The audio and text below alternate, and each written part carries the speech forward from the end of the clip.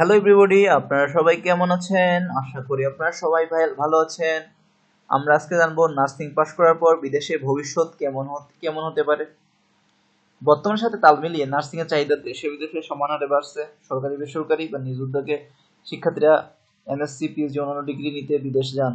জীবনযাত্রা, কাজ ও কাজের পরিবেশ, বেতন চাহিদা সবকিছু মানেই আশাব্যঞ্জক। এছাড়া দেশের ডিগ্রি নিয়েও সরাসরি বিদেশে পাড়ি জমাতে পারবেন, কাজ করতে পারবেন নার্স, অ্যাথেন্টিক্স, psychiatric, mental health nurse practitioner, nurse midwifery ছাড়াও নানা পদে। বিদেশে নার্সিং উচ্চশিক্ষার সুযোগ সুবিধা কেমন? বিদেশের নার্সিং উচ্চশিক্ষার সুযোগ সুবিধা অনেক। শিক্ষার্থীরা এমএসসি, পিএইচডি, অন্যান্য ডিগ্রি নিতে বিদেশে যান। দেশে পড়ার ক্ষেত্রে যে দেশে যাবেন সে দেশের প্রতিষ্ঠানের শর্ত পূরণের মাধ্যমে স্কলারশিপ নিয়ে যেতে পারবেন। তাছাড়া বিভিন্ন কলেজে স্কলারশিপ দিলে শর্ত পূরণের মাধ্যমে সরকারিভাবে উচ্চশিক্ষার জন্য বিদেশ যাওয়া যায়। বাংলাদেশিরা যুক্তরাজ্য, কানাডা, থাইল্যান্ড, কোরিয়া ও চীনকে উচ্চশিক্ষার জন্য বেশি অগ্রাধিকার দেন। তবে বিদেশ থেকে ডিগ্রি ফেরত নার্সদের এখনও উচ্চমানের সুযোগ সুবিধা দেশে পুরোপুরি নিশ্চিত করা সম্ভব হয়নি। এজন্য দেখা যায় উচ্চশিক্ষা নেওয়া নার্সরা দেশে ফিরে অসন্তুষ্টিতে ভোগেন। অনেকাংশে আবার কাজের উদ্দেশ্যে দেশের বাইরে পাড়ি জমান। বিদেশে বাংলাদেশি নার্সদের চাহিদা কেমন?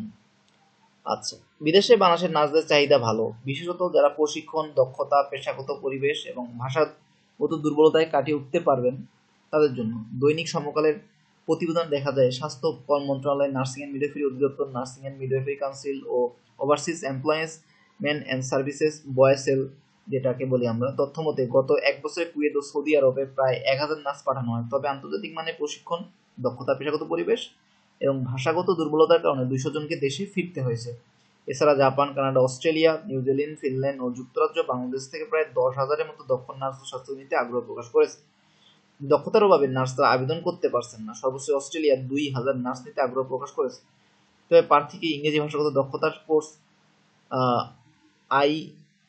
IELTS থাকা লাগবে। এমন দক্ষ নার্স মিলছে না। এই সংকট নিরসনে কানাডা, যুক্তরাজ্য, ঢাকায় নার্সিং প্রশিক্ষণ একাডেমি তৈরিতে আগ্রহ প্রকাশ করেছে। এ নিয়ে স্বাস্থ্য মন্ত্রণালয়ের বৈঠকও হয়েছে।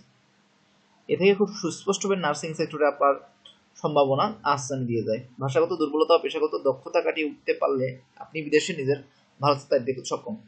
বিদেশের নার্সদের কীরকম বেতন হতে পারে? 3-4 বছরের অভিজ্ঞতা সম্পন্ন নার্স ও টেকনিশিয়ানদের মাসে 73 থেকে 90,000 টাকা বেতন দেয় কুয়েত, যেখানে সৌদি আরব দেয় 1 থেকে 2 লাখ টাকা। তবে কাজের অভিজ্ঞতা স্পেশালিটি অনুযায়ী বেতন আরও কম বেশি হয়ে থাকে। যুক্তরাষ্ট্র, কুয়েত, সৌদি আরব, Canada, Australia, Finland, New Zealand, Japan নাম দেশে আপনি আপনার নার্সিং ক্যারিয়ার করতে পারবেন। এখানে সাধারণত মোটামুটি উন্নত দেশগুলোতে আপনারা 1.5 থেকে 2 লাখ টাকা বেতন পেতে পারেন। ধন্যবাদ সবাইকে। আপনারা ভালো থাকবেন। এরকম সুন্দর সুন্দর ভিডিও পেতে আমার চ্যানেলটাকে অবশ্যই লাইক করবেন, কমেন্ট করবেন এবং সাবস্ক্রাইব